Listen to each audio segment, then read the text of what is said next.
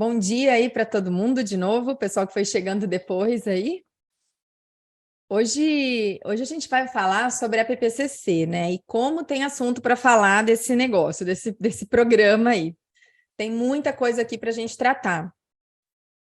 E assim, só para contextualizar, tá, gente?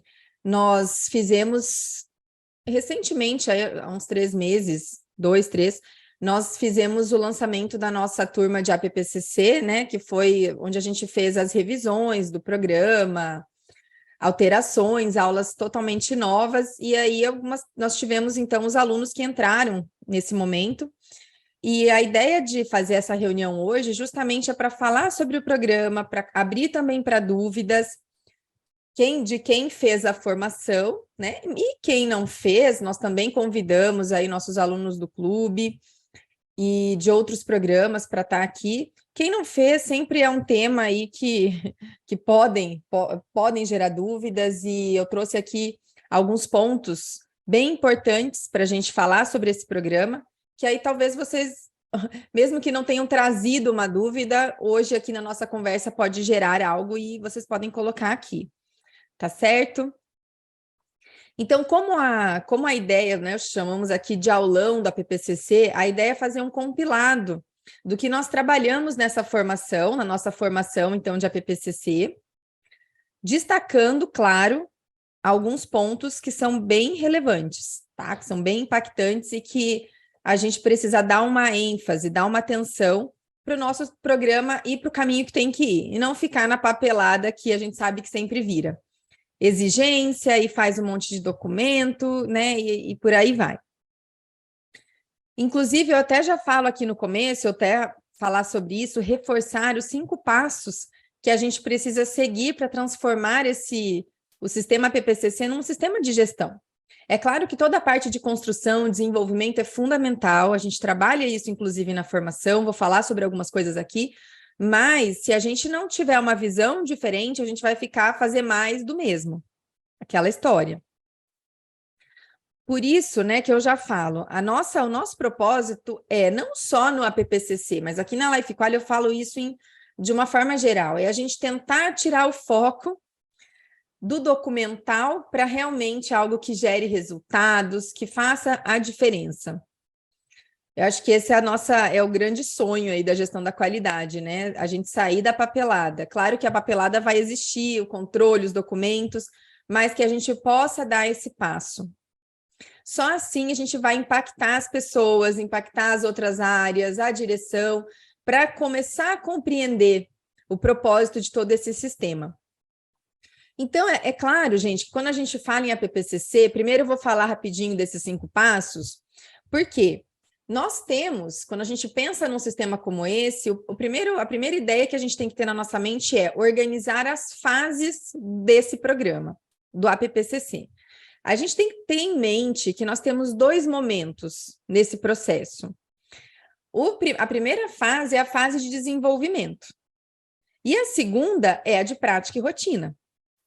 O desenvolvimento que eu falo é aquele momento que a gente está construindo o plano, ou revisando, né? Porque às vezes você já tem, mas fez faz muito tempo, tem que revisar. Então, a gente tem que sentar ali, tem uma construção que precisa acontecer. Precisamos fazer levantamento de legislação, precisamos entender, né, quais são as análises que eu preciso fazer uma revisão das fichas técnicas dos meus insumos, do meu produto final, revisar todo o fluxograma do nosso processo, ou fazer, se não tiver. A parte de descrição de processo, isso tudo é desenvolver, é planejar. Eu estou construindo, levantando informações, inclusive da parte de perigos. Levantar informações de quais os perigos que nós temos que considerar para o nosso processo, fazer o estudo, fazer avaliação de risco, né? Estudo de probabilidade versus severidade, toda aquela metodologia que nós temos que construir. E aqui nós falamos até na formação, né, de toda essa construção, seja pelo Codex ou seja pela FSSC 22000. Essa fase de desenvolvimento, a gente acaba muitas vezes achando que é papel da qualidade, acaba deixando ali, né? O pessoal que está na gestão acaba construindo, às vezes por falta de tempo, por falta de condições, Mas a ideia já que eu trago aqui é que quando a gente consegue começar diferente, consegue começar a desenvolver, envolvendo as pessoas, a gente já dá um passo além. Ah, mas não consegui fazer. Beleza, vamos na. Quando você tiver que revisar, em algum momento você vai voltar para isso, volte então com essa mentalidade. Então, a gente tem essa fase de desenvolver ou revisar, e a gente tem a prática. Essa aqui, gente, sem dúvida, é o que, não vou dizer que é o mais importante, porque o planejamento é primordial para que a prática também tenha resultados. Mas é isso aqui que vai gerar atividade do dia a dia dentro do APPCC. Que tipo de controle que eu tenho que olhar, onde eu tenho que dar atenção.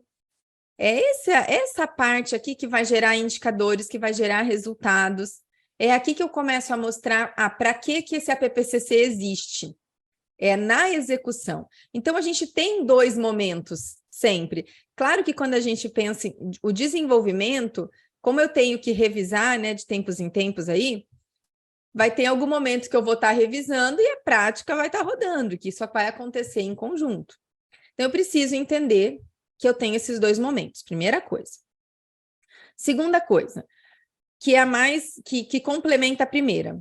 Eu tenho que entender o papel de cada área dentro desses 2 contextos. Quando eu falo áreas da empresa.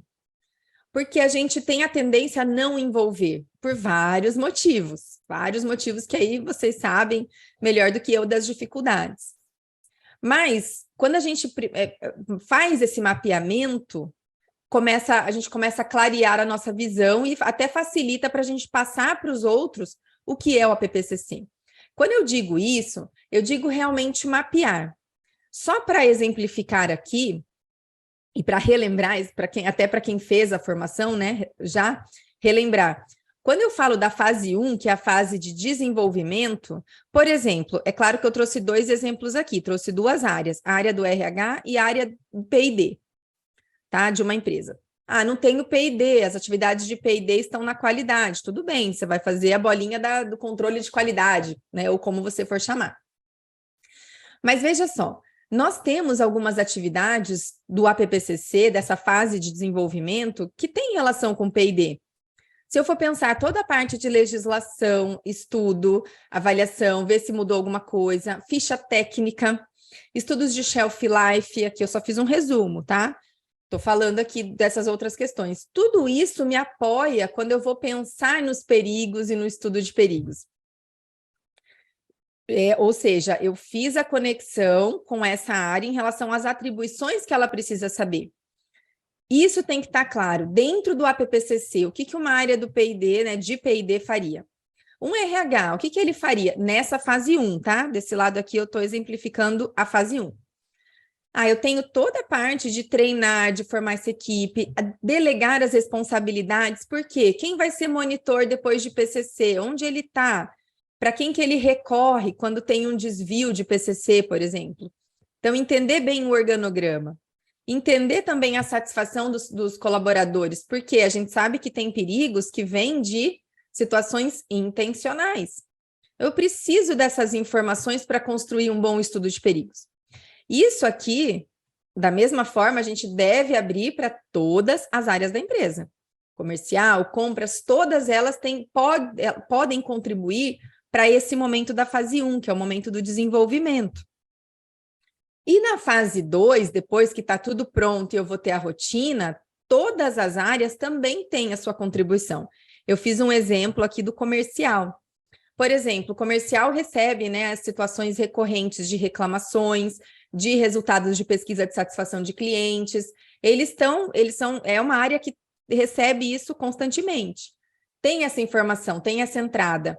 Eles precisam entender a avaliação, saber receber essa informação e saber tratar isso internamente com a equipe. Saber com quem eles precisam conversar, com quem eles vão organizar essas questões para dar a devolutiva e tomar ação internamente. Então, isso é uma rotina, o dia a dia. Toda hora vem em algum momento vai vir uma reclamação, em algum momento vai ter uma pesquisa de satisfação que não foi boa. E o comercial, ele é essa entrada disso, né, dessas questões. Então, vejam, gente, coloquei aqui só alguns exemplos. Todas as áreas a gente tem que mapear o papel delas nessa fase de desenvolver e na fase de executar. Vocês já vão entender onde eu quero chegar. Por quê? Justamente a ideia é que a gente possa formar as pessoas de forma adequada, que a gente possa proporcionar realmente um treinamento ou repassar as informações com essa visão, para que a gente tenha uma boa composição da ESA, que eu vejo que é uma grande dificuldade, porque a gente quer, num primeiro momento, chamar muita gente, chamar todas as áreas, e seria ótimo. Mas nem sempre eu consigo formar todo mundo igual, nem sempre eu consigo envolver todo mundo igual. Se a gente mudar um pouquinho esse olhar da formação, talvez fique mais fácil a gente entender tudo isso. Para quem fez a formação, sabe disso, né? Quando a gente montou e preparou tudo isso, foi para que a gente pudesse dividir em 3 grandes grupos. O primeiro grupo seriam, assim, as pessoas da empresa que são responsáveis por alguma área, responsáveis por alguma atividade, pode ser um gestor, uma liderança, enfim. Essas pessoas, elas precisam conhecer o programa, tá? Mas talvez elas não vão ter o total envolvimento que outras áreas teriam. Talvez sim, talvez não. Vai depender de cada realidade. Mas vamos imaginar um cenário aí que esses gestores que a gente tanto quer envolver, eles não vão conseguir estar com a gente o tempo todo. Quando a gente compor a ESA, eu até chamo de ESA técnica, né? Porque a ESA é a Equipe de Segurança de Alimentos. E a ESA técnica, vamos dizer assim, são pessoas que precisam compreender o sistema para poder ajudar.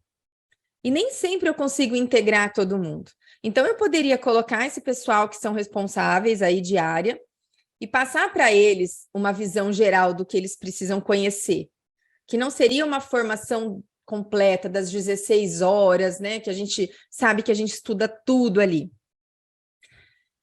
Seria um grupo. Depois eu teria também as pessoas que são mais técnicas. Eu posso envolver aqui pessoal que é da equipe da qualidade da empresa, ou outras áreas até da produção, e que tem esse papel, de repente tem um P&D, um controle de qualidade específico, que eles já têm uma formação mais técnica, vai ser mais fácil para eles entender a metodologia de estudo de risco, árvore decisória, escolha de PCC, PPRO, ou boas práticas de higiene para o Códex. Essas pessoas, elas podem, então, não só fazer uma visão geral, mas ir um pouco mais a fundo para poder ajudar nesse estudo, no planejamento e depois na rotina. Não, talvez depois você até pode entender que nem todos aqui precisam estar na ESA. Você vai poder filtrar depois. A ESA, ela pode ser composta por pessoas de cada grupo desse aqui. Mas eu preciso proporcionar a formação adequada e deixar claro qual é o papel de cada um, para ficar mais fácil. Depois, num terceiro grupo, eu tenho as pessoas que estão mais ligadas à gestão mesmo da qualidade. Então, isso daí que é as pessoas que estão à frente do desenvolvimento, da documentação, que vão cuidar das evidências, de auditorias. É claro, essa equipe, esse aqui são aquelas pessoas que têm que fazer a formação completona, que vai ter a visão geral, que vai ter a parte técnica e que vai ter a parte de gestão de resultados. Se a gente fizer a formação com essa visão, e nessa última formação que a gente fez, isso ficou bem mais dividido, bem mais claro para a gente se organizar, né? Ter uma melhor organização. Porque aí o que acontece? Quem que é a ESA? Quem que é a equipe nessa história toda? A equipe é a que mantém os processos funcionando, é que pensam em melhorias. Essa é a equipe de segurança de alimentos, é quem vai opinar, olha, tive um problema, vamos ajudar dentro da minha competência de cada um, né, da competência de cada um, vai poder agregar ali nesse momento de reunião. Mas a ESA, ela precisa se reunir, a gente tem que ter reuniões periódicas, pelo menos uma vez por mês, para esse sistema todo, falando em APPCC agora, né, para ele estar vivo, para você pensar, teve alguma alteração que vai levar a um novo perigo, como que é, entende? A gente precisa, essas pessoas, elas precisam pensar nisso constantemente. Por isso que eu falo, às vezes a gente até faz o contrário, a gente pensa lá a ESA é fulano, ciclano e tal, dá um treinamento para todo mundo igual e não funciona. porque uns não vão absorver, outros não vão fazer por fazer, e a gente se sente até frustrado depois na prática. Quando a gente tem essa visão dos grupos, dos grandes grupos, e faz a formação direcionada, fica até melhor depois para a gente formar essa equipe. E aí ter uma rotina de reuniões. A rotina de reuniões, ela tem que ser, uma vez que eu tenho o sistema rodando, eu já tenho que estabelecer, tendo já assuntos para conversar. Ah, vou levar o quê? Vai ser um indicador? A gente vai falar sobre alguma mudança? Quais são os temas que a gente vai discutir? É isso que tem que acontecer.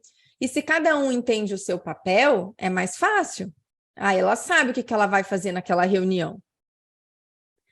Aí, como passo 4, aí sim entra, agora que eu tenho essa organização, tenho esse maior entendimento, eu preciso trabalhar esses resultados, eu preciso mostrar os resultados. E eu vou mostrar para vocês um arquivo que eu trabalhei no curso, no final aqui, para vocês entenderem. Criar indicadores que possam fazer a diferença no dia a dia é o que vai nos ajudar a criar esses resultados. Então, por exemplo, seja um indicador de reclamação, se é uma situação de perigo recorrente, uma situação de perda recorrente, tudo que gera uma consequência, e é em relação ao produto, em relação ao desvio, a um desvio, que gerou uma consequência, seja no cliente, no consumidor, ou internamente, uma perda, um reprocesso, como está aqui, né? Qualquer ocorrência que gerou uma consequência negativa, você conseguir mensurar e mostrar isso, mostrar inclusive as perdas, se for possível, até financeiramente. Para você mostrar que o porquê de se fazer tudo aquilo, quando não se faz ou faz inadequadamente, eu posso ter consequências. E mesmo no dia a dia, eu posso ter desvios. E está tudo certo, dentro de um padrão, vamos dizer assim, que a gente vai entender, cada empresa tem o seu, a gente vai ter desvios mesmo. Então, isso a gente precisa criar, eu vou falar mais sobre isso ainda. E depois, a gente tem que se preocupar na construção da cultura e na verificação disso. A auditoria de verificação que eu falo, na verdade, é a qualidade mesmo ali em cima, verificando, para ver se está funcionando, se está rodando, se os monitores estão fazendo o que tem que fazer, monitor de PCC. A gente tem que manter essa rotina de avaliação, de verificação. E a cultura é porque também eu preciso mostrar para as pessoas o porquê de se fazer aquilo. Então, eu preciso criar estratégias primeiro para elas entenderem o básico, o que é um perigo, qual a consequência desse perigo. E isso tem que ser construído aos poucos, trabalho contínuo, não tem fim, a gente vai sempre alimentar, sempre vai falar sobre isso, para que as pessoas elas vão abrindo a mente. Seja ela ali da produção, do controle, do administrativo, independente da função. Porque a gente já viu, cada um tem o seu papel, uns mais, outros menos. Então, quando a gente pensa, se a gente for resumir bem essa questão da gestão, seriam 5 passos para a gente pensar. Pensando em fazer a gestão do sistema. Agora, voltando um pouquinho na construção, em relação aos perigos, pontos também que eu trago aqui para a gente refletir, não esquecer, é em relação ao estudo de perigos. Eu vejo que o estudo de perigos, muitas vezes ele é feito, não tem o embasamento que ele deveria ter. E gente, o APPCC, ele não é o único programa que a empresa tem que implementar, ela tem vários outros. E esses outros servem de base para esse estudo de perigos. Só para a gente nivelar aqui. Os perigos, a gente tem vários tipos de perigos. E, né, eles são todos iguais. Se a gente colocar ali, botar num resumo lá, a gente vai ter os mesmos perigos. Os perigos são os mesmos. O que muda é a origem de cada perigo. Se a gente pensar dentro de uma empresa e falando de origem, a gente tem que ter claro na nossa mente que nós temos os perigos não intencionais e os perigos intencionais. Os intencionais são aqueles que acontecem propositalmente. E aí nós temos 2 programas que nos ajudam nisso, que é o programa de fraude e Full Defense. Os não intencionais são todos os outros, são desvios de processo que podem vir por causa da planta, da estrutura, da higiene, das pessoas, de controles que não aconteceram, que são desvios de produção. Isso a gente precisa, antes da gente começar um estudo de perigos, por isso que eu usei por bastante tempo, eu usei o termo APPCC integrado na nossa formação. Por quê? Porque se eu não tenho uma visão dos outros programas, o meu estudo de perigos vai ser bem fraquinho. Ter um programa de Food Defense e um programa de fraude, que saiu um D a mais aqui, tá, em inglês, isso aqui é importante para eu entender as vulnerabilidades que podem ainda existir e se eu tenho ou não que levar para o meu estudo de perigos. Então, isso é algo, vamos pensar na ordem. Eu deveria fazer isso aqui primeiro para poder levar para o meu HACCP o que for relevante. Se você não fez primeiro, tudo bem, em algum momento você vai elaborar esses planos, em alguma hora vai cair na sua mão, seja por uma auditoria, um cliente. Aí você, fazendo isso, você vai ter condições de olhar diferente também para o seu HACCP, vendo pontos na sua planta que você tem vulnerabilidades e tratar esses perigos que são de origem intencional. Outros programas que têm mais relação até para a questão dos não intencionais, que são desvios de processo e que precisariam funcionar antes de um estudo de perigos. Uma boa gestão de alergênicos, um estudo de superfícies de contato e uma gestão de monitoramento ambiental, incluindo o estudo de zoneamento das áreas, entendendo qual área é mais crítica, menos crítica, o meu produto é de consumo direto, não é? Eu tenho dentro da minha fábrica vários estágios de produção, o que é mais crítico, o que é menos crítico.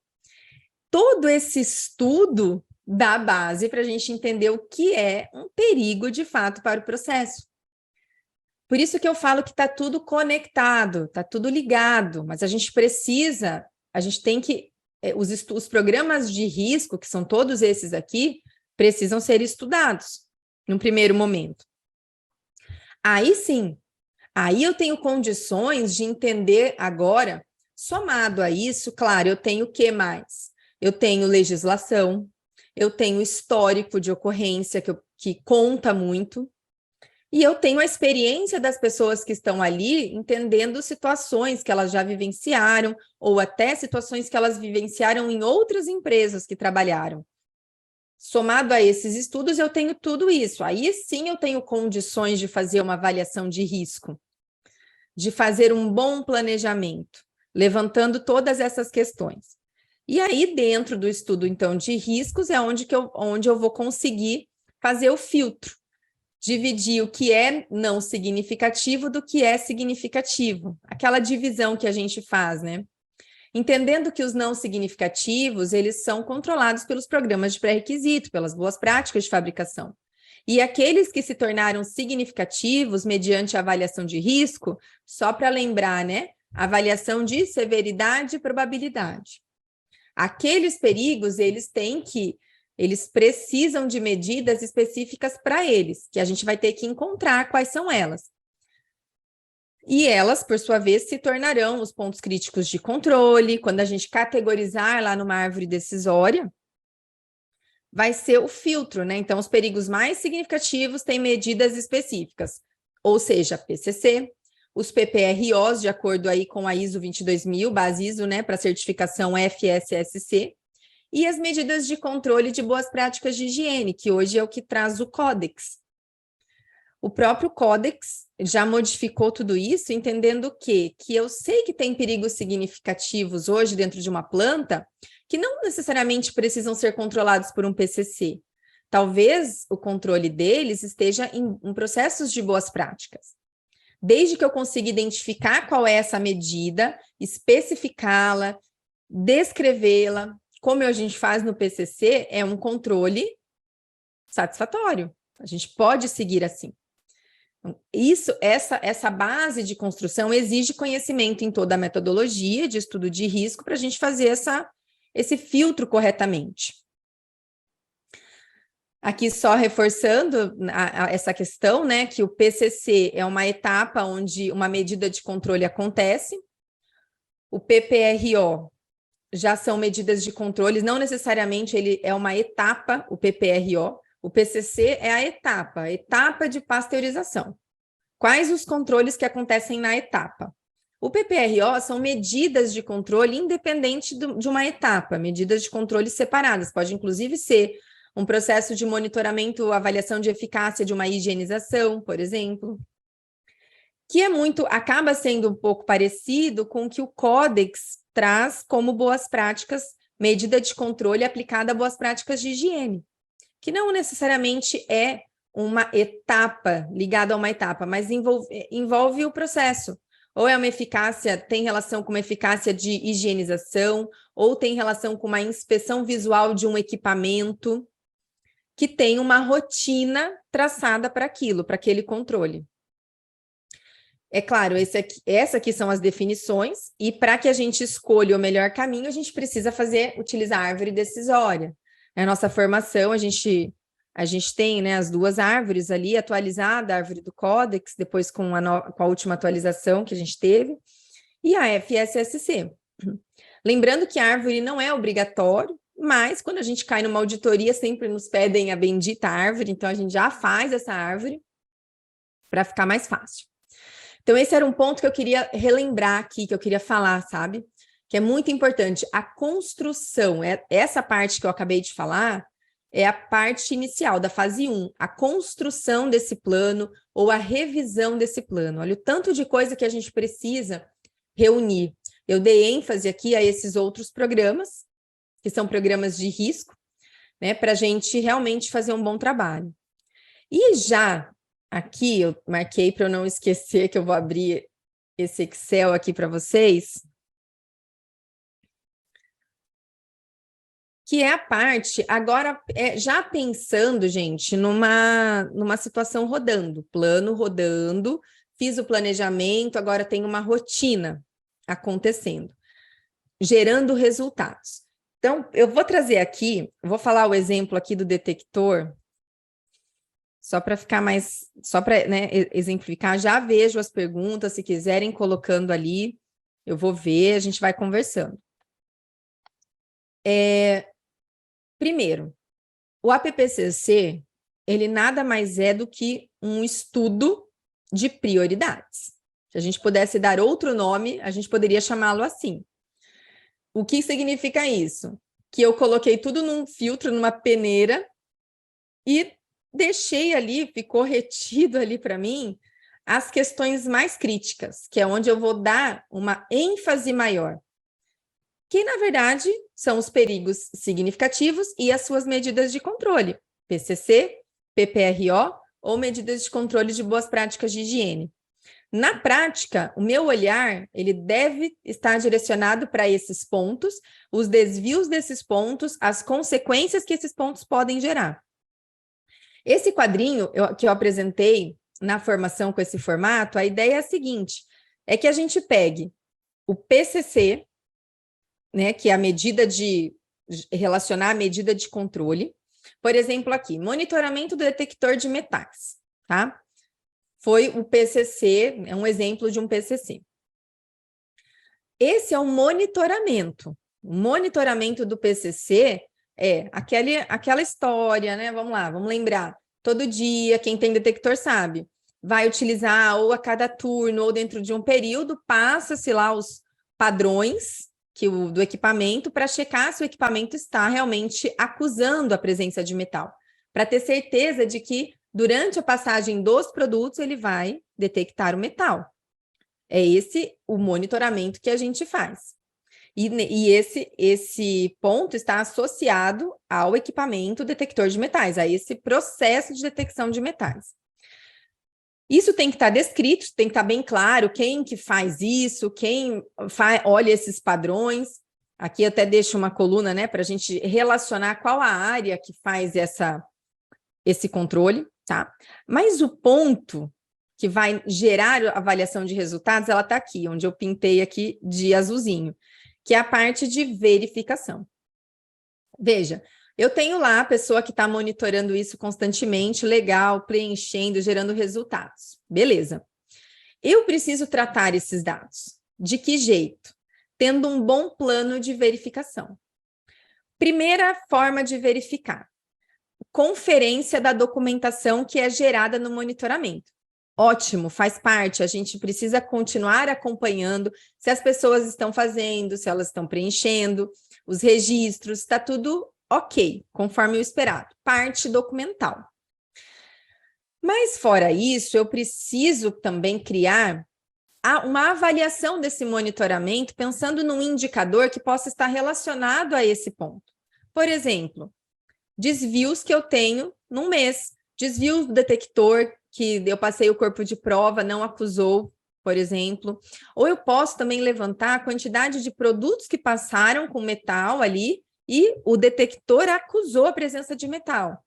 Qual a quantidade desses produtos que se tornaram produtos não conformes ou potencialmente inseguros, pensar na FSSC. E aí eu tive que gerar um reprocesso, enfim, eu posso direcionar as minhas atenções todas para esses desvios. E o que isso me gerou, certo? O que esse desvio, que consequência ele gerou, enfim, medindo isso financeiramente, em quantidade, como for mais fácil. Essa é uma forma de verificação, exatamente em cima do que foi monitorado. Aí depois a gente tem um terceiro nível, né, de verificar, que é, quando possível, a gente fazer uma análise externa. Pegar o nosso produto, mandar para um laboratório e analisar. Isso é mais comum nas análises microbiológicas, análises químicas. Para perigo metal, a gente não faz isso, não tem essa realização, enfim, de uma análise externa que eu poderia acompanhar e até ter um indicador para acompanhar esses resultados. Por isso aqui eu coloquei não se aplica. Se fosse microbiologia, eu teria essa composição. Então, esse é mais um nível de verificação. E o quarto nível é um nível mais global do meu programa inteiro, que poderia entrar, por exemplo, avaliações por meio de auditorias, indicadores mais gerais no caso, se for com problemas no fornecedor, indicadores de não conformidade de recebimento, eu posso falar em reclamação de cliente, eu posso tratar isso até em auditorias internas, é um contexto mais global do programa, que me dá a relação da presença de metal. Então, o que poderia ser aqui metal, já que é o exemplo que eu peguei, né? O que seria? Eu poderia muito bem criar um indicador onde eu acompanhasse a reclamação de clientes por causa de perigo metal, exclusivamente. Porque se eu tenho um detector, eu preciso acompanhar isso lá na ponta, ou no consumidor, para ver se isso está ocorrendo. E aí eu junto, né, tudo. Bom, a quantidade interna de desvio que eu tenho, mais as reclamações, esses históricos, tudo isso me forma no final, me dá uma visão de que está tudo muito controlado. Ah, meu perigo é significativo, mas está controlado. Agora, se eu começo a ter muito histórico aqui, muito problema com o cliente, alguma coisa eu estou falhando em algum momento, dentro do que eu planejei, dentro do controle que eu fiz. Aqui, essa partinha azulzinha aqui é a visão do programa que a gente precisa ter. Essa visão com um olhar mais de gestão, com o olhar de criar resultados e avaliar resultados. É o que a gente vai levar para uma reunião, é o que a gente vai falar com a direção quando a gente precisar instalar um detector, porque às vezes nem tem o detector, ou ter uma condição adicional, de repente ter uma composição de ímãs no processo, ou outra situação estrutural que precisa de adequação. É com esses dados que a gente vai conseguir discutir esse ponto de, né, realmente num nível aí mais estratégico, e não só documento, um monte de planilha e tudo mais. Esses dois pontos, gente, que eu quis trazer aqui no aulão é o coração de todo o sistema. Primeiro, um bom planejamento, e segundo, um bom sistema de avaliação de resultados. Se você consegue formar isso, somando aos 5 passos que eu trouxe aqui para vocês no início, que a gente tem que envolver as áreas, tem que deixar cada um saber da sua responsabilidade, a gente vai ter um sistema muito diferente daquilo que a gente vê hoje. Só que isso é um processo, não é tão simples e bonito assim, fiz, acordei, amanhã está funcionando. Não, é um processo. E formar a equipe adequadamente é o começo desse processo. Até por isso a nossa formação teve essa divisão de forma mais clara ainda, porque cada vez mais eu vejo essa dificuldade e essa necessidade da gente tratar cada um na sua individualidade. E isso depende muito de cada indústria. Cada realidade é única. Às vezes eu tenho uma equipe muito grande, outra indústria eu tenho uma pessoa que faz tudo. A gente tem que avaliar. Tá? Cada caso é um caso. Mas vamos lá. Eu vou colocar aqui. Quero que vocês aproveitem, que esse aulão, o objetivo era realmente trazer as dúvidas, mas eu tinha que fazer essa visão geral. E quero que vocês tragam aqui, e eu vou olhar, tá? Estou olhando aqui o chat, para ver se realmente... agora que eu estou vendo, o Jonathan pediu, podia voltar um slide, agora não sei de qual slide, Jonathan, desculpa, se você quiser falar de qual momento.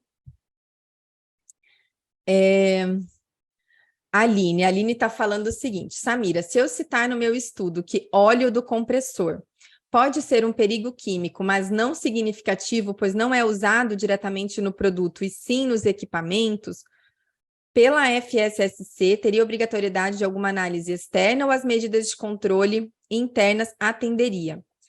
Nesse caso aqui do compressor, aí a gente tem pensando na FSSC, em normas internacionais, a gente tem o requisito de controle do ar, né? Tá, então, mesmo ele sendo, nesse caso aí que você considerou, anualmente você vai ter que fazer análise de partículas viáveis, partículas não viáveis, residual de óleo, umidade, aquelas análises que são exigidas para o caso do ar comprimido. Tá? A indicação, no caso, orienta-se, né, que o compressor ele seja livre de óleo, mas se não, que ele daí tem um sistema de filtração mais próximo do ponto de uso, e esse acompanhamento vai ter que ser feito, entende? Não tem como, inclusive essa análise, o resultado dessa análise é utilizada para você compor o seu histórico para dizer se esse perigo é ou não é significativo, seria inclusive a análise decisiva para isso, tá? Ainda mais, né, por ter óleo, tá? Então, nesse caso, teríamos que fazer aquelas análises do ar comprimido, sim. O Jonathan aqui falou um antes deste da tela com PCC e PPRO medidas. Esse aqui? Acho que é esse, né? Esse aqui, Jonathan, é o resumão da avaliação de risco, né, que a gente faz no APPCC, onde a gente levanta todos os perigos, através dos estudos que eu tinha falado anteriormente, dos programas de risco de perigos intencionais e não intencionais, faz um levantamento e aí faz o filtro. Dentro da análise de probabilidade versus severidade, a gente define o que é não significativo do que é significativo. E os perigos não significativos, que não é que eles não sejam importantes, eles são importantes, mas na sua maioria eles são tratados por programas de pré-requisito. Eu consigo, por um programa de higiene bem feito, um programa de limpeza bem feito, controlar esses perigos. Aqueles que são significativos, que tiveram uma preocupação maior para a nossa indústria, eles, além das boas práticas, eles precisam de medidas específicas para eles, que é o que a gente chama, que a gente utiliza na árvore decisória, né? Passando a categorização aí das medidas para definir quem é PCC, quem é PPRO, ou, se for o Códex, medidas de controle de boas práticas de higiene. Então, aqui foi um resumo, tá, do processo de análise de perigos, né, avaliação de riscos e a definição das medidas de controle, que é o que a gente vê detalhadamente aí na nossa metodologia, tá? Na nossa formação. Vamos voltar aqui. Aline, certo, muito obrigada pelo esclarecimento. Qualquer coisa vocês vão falando. Ai, do Moinho Balestrinha, eu nunca lembro, gente, quem que tá, porque sai com Moinho Balestrinha, eu não lembro, vocês me desculpem, mas vamos lá.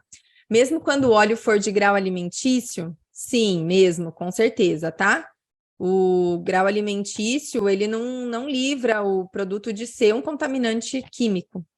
Ele só é uma medida, não é nem preventiva, é uma precaução para se utilizar nos pontos que tem um risco realmente de contato acidental com o produto. Mas ele é um produto químico. Aproveitando, como consigo definir um parâmetro de umidade para o ar comprimido? Não temos parâmetro, tá, para ar comprimido, legal, a gente tem que fazer análise, reunir um histórico. O ideal é que a gente tenha aí pelo menos 3 análises de cada ponto que a gente queira avaliar, para a gente poder dizer qual é o meu padrão, porque não temos para nenhum parâmetro. A gente tem, dependendo do segmento, claro que a gente vai... conforme eu vou fazendo, eu vou tendo algumas ideias, mas mesmo, engraçado que mesmo empresas do mesmo segmento já tivemos grandes diferenças nas partículas, por exemplo, não viáveis, dependendo do pó, do ambiente. Então, o ideal, mas às vezes isso não acontece, tá? A empresa faz uma vez a análise e tem o primeiro resultado. Beleza. Se não tem tempo hábil de fazer uma outra até uma auditoria, faz uma, considera aquele parâmetro como um parâmetro ideal, vamos dizer assim, e você diz no seu procedimento que isso vai ser estudado ainda, depois de 3 análises, que às vezes a empresa você não vai conseguir fazer 3 análises juntas, porque elas são caras, né? Ele vai esperar 1 ano para fazer a outra, ou 6 meses. Aí você diz que você está em fase de estudo para definição desse limite, mas tem que fazer para entender o seu padrão. A Andressa aqui falou. E se o compressor for de grau alimentício? Ah, falou a mesma coisa, né? Do grau alimentício. Também precisamos de análise, tá, gente? Acho que eu respondi, né? Já tinha respondido. O Jonathan aqui também, tudo certo? Ah, a Fran aqui. Fran, se eu não te respondi, aí você fala aí, tá? Na planilha de monitoramento, posso somente arrastar as etapas que são PPROs e PCCs, certo? Para perigos não significativos, não preciso arrastar. Isso, no monitoramento, a gente só leva mesmo esses pontos, para daí a gente fazer uma boa verificação deles. Aí é uma coisa minha, tá? Eu gosto de, no final, fazer um resumão de todos os perigos que são não significativos e as boas práticas que controlam eles. Então, exemplo, tem lá um perigo que eu falei que está relacionado ao programa de gestão de fornecedor, ou está relacionado ao programa de higienização. Então, eu faço um resumão, eu pego esses perigos e relaciono com o BPF mais próximo dele, só para eu ter essa visão. Porque não tem como eu fazer um detalhamento da medida de controle, porque quando eu digo que é o PPR inteiro mesmo.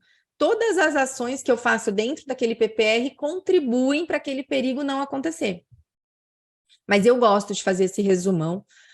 Por quê? Porque eu sei que aqueles PPRs que eu citei no meu APPCC são os mais importantes para mim, porque eles se relacionam com perigo, tá? Mas no APPCC em si a gente não arrasta, não precisa.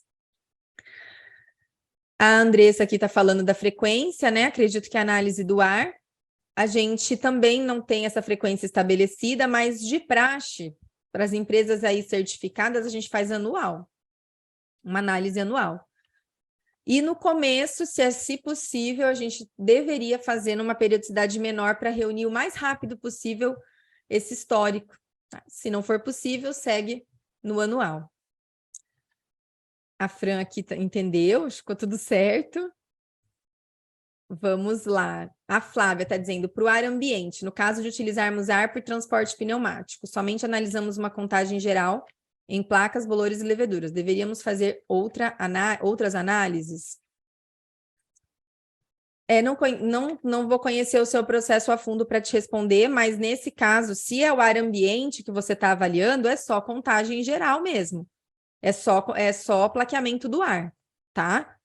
Aí a gente precisa entender como que é essa questão do transporte pneumático, seria algum alguma outra situação para analisar, olhando assim friamente, seria plaqueamento e também você que vai definir. Ah, o que eu faço no plaqueamento? A gente até fez uma aula aqui no clube sobre isso, né? Eu vou fazer bolores e leveduras, vou fazer contagem total, vou fazer uma específica. Aí vai depender do seu produto, de possíveis históricos, você pode utilizar a sua legislação para te dar um apoio, porque a gente também não tem, né, uma definição para isso. É claro que quando eu sempre falo, quando o produto ele é um produto mais crítico, de mais problemas de contaminação, a gente precisa caprichar mais nessas avaliações. Mas se é um produto com menor incidência de contaminação, a gente acaba tendo uma flexibilidade, dá uma flexibilizada nisso, tá? A Roberta aqui também, ótima aula, obrigada aí, Roberta. Flávia também, acho que deu para entender então, né, a explicação. Gente, será que eu pulei alguma pergunta?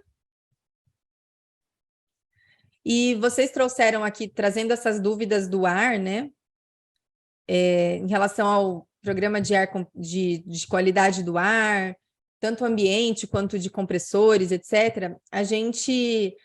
Justamente a gente precisa entender que essas avaliações, elas são base para nós no estudo de perigos. Vocês estão vendo como que funciona, né?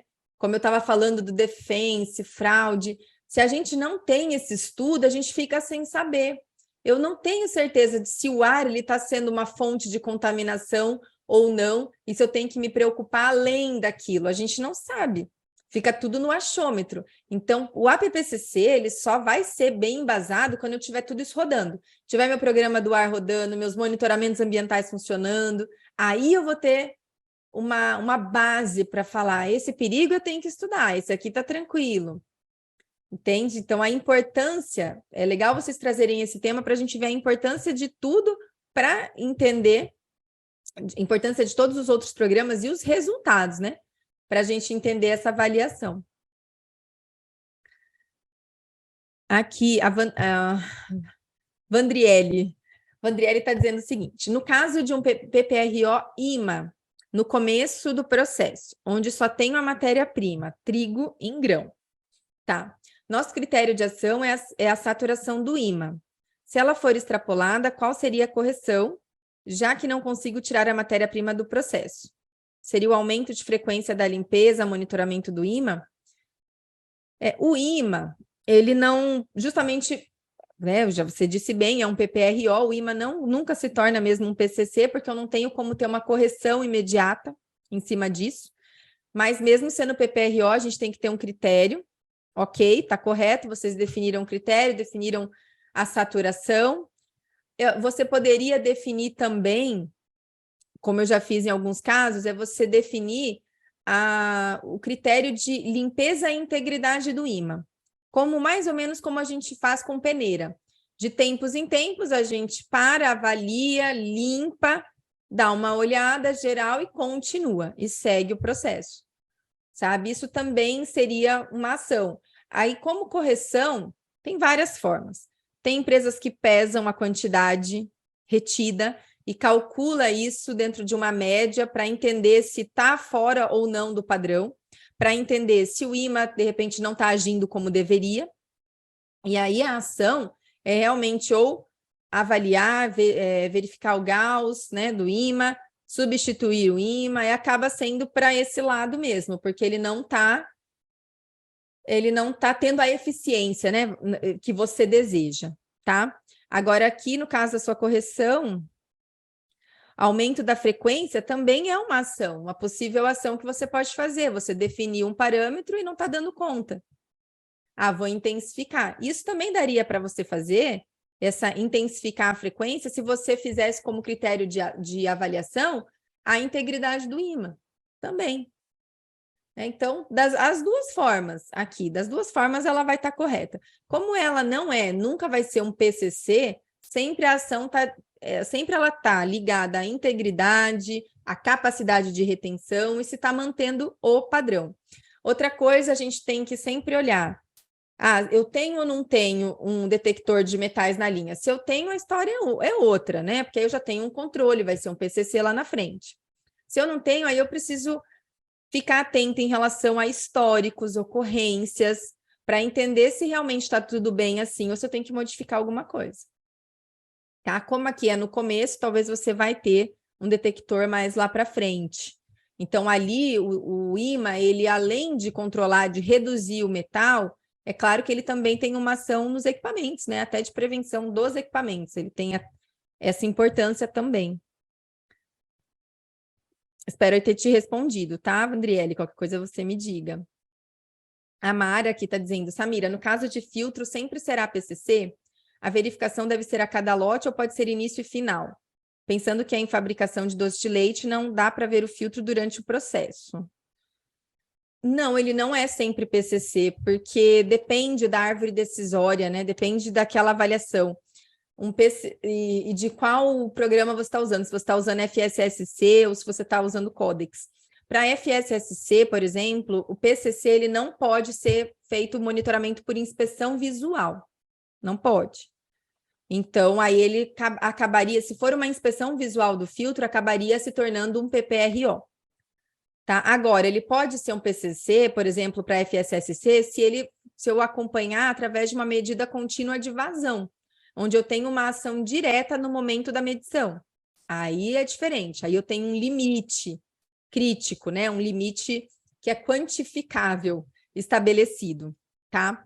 Então, depende, tá? Aí vai depender de cada situação, da árvore que você está usando. Agora, se você, de qualquer forma, se for uma inspeção visual, você tem que estabelecer de tempos em tempos, parar e avaliar o processo. Se você não consegue fazer isso, você não consegue ter uma inspeção, você não consegue ter uma ação. Então, aí ele também nem PPRO ele vai ser. Aí precisa entender melhor do processo de vocês. Para ser PPRO, ou para ser até medida de controle de boas práticas de higiene para o Codex, eu tenho que conseguir monitorar de tempos em tempos e conseguir agir se a falha existir. Tá bom? Então, são várias possibilidades, né? Vandriele, a Flávia está falando aqui, ó. Aqui trabalhamos assim, limpamos os posteriores de imediato e diminuímos a frequência de inspeção até voltar ao normal, considerando que o detector vai fazer o seu papel. Se você tiver o detector, como a Flávia colocou ali, é uma outra história, então a gente tem que avaliar, depende da planta, da situação, bem bacana. Obrigada aí, Flávia, pela contribuição também. E não temos detector de metais. E o detector de metais, muita gente fala, e agora não tem... Tá. O detector, nenhum dispositivo de perigo físico é obrigatório. Agora, se você também não tiver nada, fica esquisito. É aquela história, né? Mas eles não são obrigatórios. O embasamento do nosso estudo de perigos é que vai dizer o que é preciso, o que não é. Se está significativo, se não está. Se é suficiente, se não é. Então, se você tem só o IMA, você tem que estar atento ali às reclamações, às situações de ocorrência no produto e as consequências que isso está gerando. Para daí você, vamos correr, precisamos de detector. É para você provar por A mais B que precisa do detector, tá? Não tem muito como fugir. Entendi aqui, Andriele, tudo certinho. Legal aí a Flávia. Bom, vamos lá. Vamos ver se eu consigo responder tudo aqui ainda. Denise, assistindo a aula de APPCC, agora na fábrica houve quebra de parafuso durante o processo e não descartaram a massa. Oh, meu Deus, aí já tem que sair correndo e resolver, e é reprocesso, e perdas, aí já põe no indicador. A Flávia está falando aqui, temos linhas sem detector também, sempre atendemos aos ímãs, dessa forma acima, diminuindo a frequência e vai dando certo. É isso, gente, não tem certo ou errado. Estudo de perigos é baseado em risco, tá? A Denise contou aqui, só retiraram a peça metálica ou tristeza, todos tiveram recentemente treinamento de APPCC. Por isso que é aquilo que a gente fala, né? A gente nunca é demais. Por isso a cultura que eu falei para vocês, a gente sempre reforçar, e mesmo assim vai acontecer, tá? Mas se a gente não fizer nada, vai ser bem pior. Então a gente tem que seguir, né? Firme. A Roberta está dizendo que indústria de pequeno porte é difícil de implantar detector. Até grande, viu? Até grande é difícil. Mas a gente precisa mostrar, não nem só detector, às vezes outros equipamentos, a gente tem que mostrar por A mais B ali, que a consequência que aquilo está gerando é muito mais séria, mais grave, gasta mais dinheiro do que do que o investimento. E assim é a nossa luta continua. Deixa eu ver, Andriele, aqui, temos uma turbo peneira no final do processo que retém qualquer partícula menor que 2 milímetros. Já é um controle final, já é mais uma coisa que vai te ajudar, tanto no físico, de modo geral, incluindo o metal. Com certeza, aqui, né, é um ponto favorável aí para vocês. A Adriana está dizendo que no moinho onde trabalha existem vários ímãs ao longo da linha, porém também não temos detector. Sugerimos um monitoramento através de peneiramento de amostragem. O peneiramento aqui, gente, muitas empresas usam essa composição, né? De imã com peneiramento, imã com detector, às vezes tem os três. Foco, gente, no resultado, tá? A Denise aqui também está dizendo que não tem detector. Foquem no resultado que vocês estão obtendo nas ocorrências e nas consequências. Deixa eu ver se eu pulei alguma. A Adriana está dizendo que no caso do metal, seria PCC metal tamanho 3 milímetros ou menos. O detector de metais é um PCC, tá? No caso, o detector de metais, ele sempre vai ser PCC, tanto para FSSC quanto para Codex. E a gente usa os 2 milímetros por causa da nossa legislação, que delimita ali aqueles 2 milímetros para nós, apesar de parecer incoerente, mas de toda forma, se a gente olhar bem para a legislação, ela deixa claro que contaminantes, que perigos são qualquer substâncias que não deveriam estar ali, naquele produto. De uma forma geral, tem lá nas definições do que é contaminantes, tem várias coisas, mas especificamente para algumas situações, pontiagudos e tal, algumas particularidades tem os 2 milímetros e tem uma situação que é 7. Por isso que a gente trabalha, por isso esses 2 milímetros, incluindo para peneira, incluindo para detector, porque a gente tem que ter um limite, né, para esses equipamentos. Não vai existir um equipamento que vai ter o 100%. Então, a gente entende que esse é o limite que a gente deveria considerar. Então, o detector é calibrado não, é ajustado para isso, e a peneira também. Certo? Eu acho que eu não pulei nenhuma, né? Ó, consegui, deu tempo de responder todo mundo. Acho que não pulei nenhuma pergunta. Se eu pulei alguma aí, vocês podem cobrar aqui. Mas legal, gente, legal a participação de vocês, legal aí quem fez a formação, né? Quem ainda não fez, quem quiser fazer a formação direcionada para cada equipe aí, cada membro da equipe, aí fala com a gente ajuda até nessa organização e divisão, tá bom? A gente está à disposição aí. E é um tema que, mesmo sendo muito discutido, gera muitas dúvidas. E o APPCC é o coração da segurança de alimentos. Tudo cai ali. Estudei boas práticas, fiz monitoramento ambiental, controle do ar, defense, tudo vai para o mesmo lugar no final das contas, porque todas as vulnerabilidades que eu entendo como perigos são arrastadas para o meu APPCC. Por isso a gente não tem... sem dúvida, é o coração, que é o programa mais importante, é o que consegue absorver todos os problemas de todos os lados. Acho que ali a gente consegue reunir todo mundo. Tá bom? Então, gente, agradeço aí a presença de vocês, tá? Obrigada pela participação. A Flávia está dizendo aqui que estamos seguindo as etapas sugeridas pelo curso, envolvendo as pessoas de diferentes áreas, tem dado ótimo resultado. Bem legal seguir as etapas sugeridas pelo curso, show. Legal, Flávia, é isso aí. A gente consegue, né, impactar as pessoas dentro da realidade que elas estão. Porque às vezes elas escutam tanta coisa que no final elas, ai meu Deus, o que eu estou fazendo aqui? Desmotiva. Tudo de bom aí para vocês, tá? Um abraço. Um ótimo dia.